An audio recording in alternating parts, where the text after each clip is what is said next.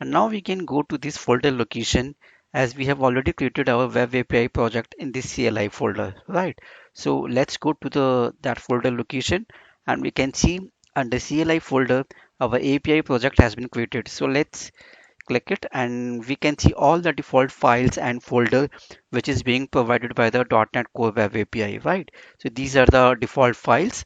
And let's suppose if we want to open this project, so either we can go by pressing on this button, open with Visual Studio, right? Or either we can use another approach also.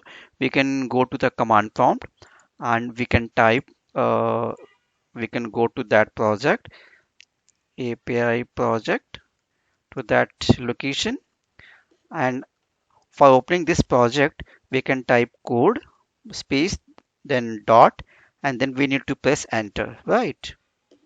So it will directly open the project in our Visual Studio Code as we can see, right?